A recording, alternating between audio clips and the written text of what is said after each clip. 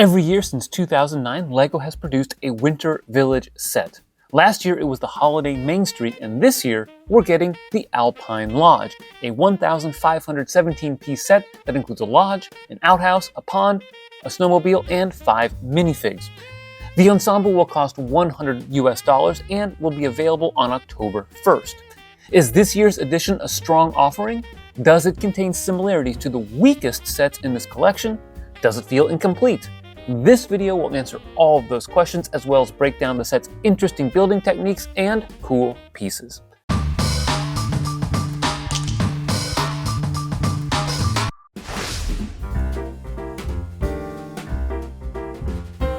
You get quite a bit in the set, and it certainly has a cozy holiday vibe with the fireplace, snow-covered pines, the iced-over pond, and freshly cut Christmas tree. The first aspect of the set that jumps out to me is the log cabin style. Guys, this is pretty cool. The set designer uses double curved slopes in reddish brown attached to snot bricks to achieve this look. What is interesting about this is that we're getting 1x2 double curved slopes in massive quantities. The piece first appeared this year in one of the new Dream set, but there was only one in it, and this one's giving us at least a couple of dozen in reddish brown. In terms of pieces, I like the gray bricks included in it quite a bit, even if the techniques with the fireplace or the chimney aren't particularly special. The dark red shutters look pretty nice and are built in a similar fashion to those found in the Home Alone set.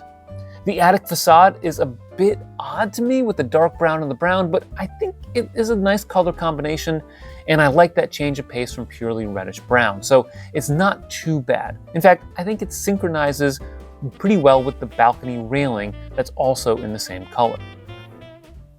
Some other pieces that stand out to me are the cat, which might be unique in this color, and the light blaze squirrel, which has only appeared in 2 sets prior to this.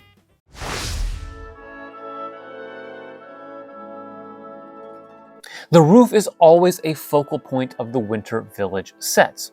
I remember reading an interview a long time ago with one of the set designers of a long ago Winter Village set who commented that it's really hard to come up with a new roof technique every year for these sets. Placed in this context, LEGO has done a pretty solid job on this, with some inverted bow slopes, wedge plates, and lots of white. In fact, this roof harkens to a mountain scene in the depths of winter, unlike the roof found in, say, the winter post office or last year's Main Street. Honestly, though, the rest of the lodge exterior is pretty mundane in its appearance, but don't let that fool you. The build looks to pack in a lot of detail and fun building techniques. Along the side of the lodge, in the corner with the chimney, is a wood pile with angled snow and a hatchet nearby to split the logs. The snow is built on a 1x2 hinge brick, which, like the lodge, isn't too unique, but really is effective. What is unique, though, is the outhouse, which is pretty clever in its building techniques. The walls are completely snot and use some wedge plates along with the 4x6 modified tile with studs along the border. The outhouse is equipped with some toilet paper, always good, and enough room to place a minifig based on this embarrassingly candid photo. By the way, don't try that at home. Also creative is how the pond is constructed. There are a lot of slopes placed on their sides, and with some snot bricks, plenty of attachment studs for various plates to build up the layers of the snow. The ice is made with the frosted trans-clear 1x6x5 panels that previously only came in the 2022 Lunar New Year Ice Festival. The Winter Village sets frequently incorporate vegetation, and this one is no different. We're getting the small pine tree in dark green for just the 3rd time, but this time it's in an affordable set. The 2 previous sets in which it appeared were the Lion Knight's Castle and the new Disney Castle. In addition to the prefabricated tree, there are 3 brick-built trees in the set, 2 of which are very similar to that used in the brand new Viking Village, which takes the new fern piece and turns it upside down. Like the Viking Village, we're getting this piece in white, which should make a nice addition to your collection. The other tree is the Christmas tree on the back of the snowmobile, which can also be placed in the interior of the lodge. It makes use of I'm guessing 1x1 snot bricks with studs on all sides, along with wedge plates, 1x2 slopes, and cheese slopes in both green and dark green. I think it says something good about this set that a brick-built tree like this, that is very detailed, is a bit unremarkable in this day and age.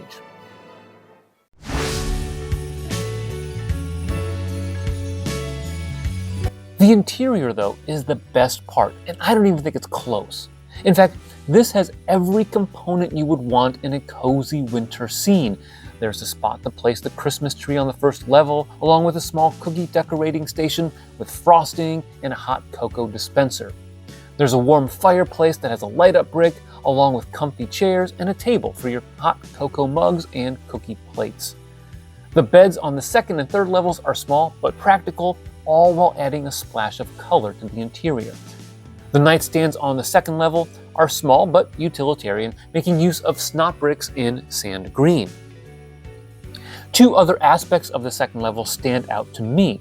The chimney has a little cutout so that the warm light of the fireplace leaks into that level. Second, there's a lot of snot work on that level, which intrigues me as a builder. I want to pay particular attention, though, to the stickered portrait on the wall of the second level. It's a medieval-themed picture with an ox and what looks like a peasant holding a pitchfork. This looks like the start of a pretty good Lego set, and I hope they make one like that. All told, though, there aren't many stickers included in the set. It looks like the sign, the moon decor on the outhouse wall, the portrait, maybe the list that's on the first level, and what looks like to be some sort of Easter egg in the build. It's hard to tell exactly what's going on in this picture here. In terms of minifigs, we get an assortment of 5, along with some accessories such as skis, ski poles, a hockey stick, and a suitcase. This total is in line with the typical 4 to 6 minifigs in a Winter Village set, so nothing completely remarkable about this, although I'm particularly excited about the baker's hat and the variety of sweater torsos that appear here.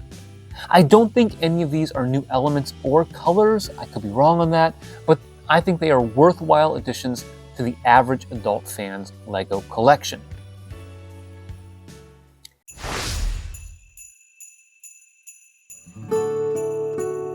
At this point, there are 2 key questions remaining.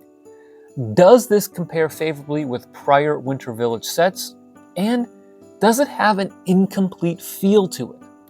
Let's first address the incompleteness or supposed incompleteness of the set. I've seen this critique crop up online here and there, and it stems from the Lodge's lack of depth, which is only 8 studs. I will grant you that it's not too deep, but it's very much in line with previous Winter Village buildings.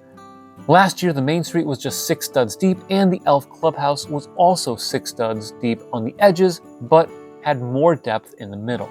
And even the classic toy shop was around the same depth. So if you have other Winter Village buildings, this one is going to match those in terms of scale, and the depth will not be an issue.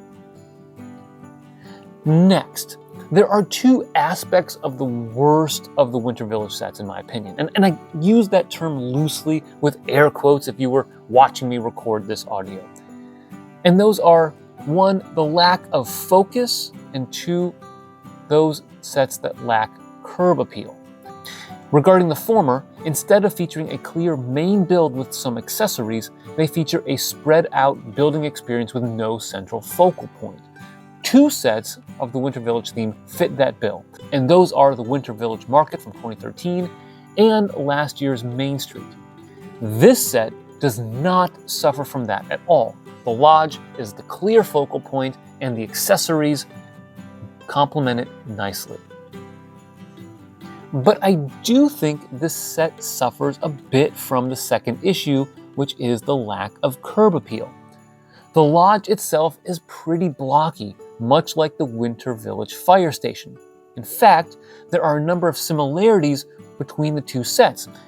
The blocky build, an ice rink with a hockey player, a vehicle, some nice parts usage in the main build, a few interesting architectural details, but a set that looks underwhelming at first glance.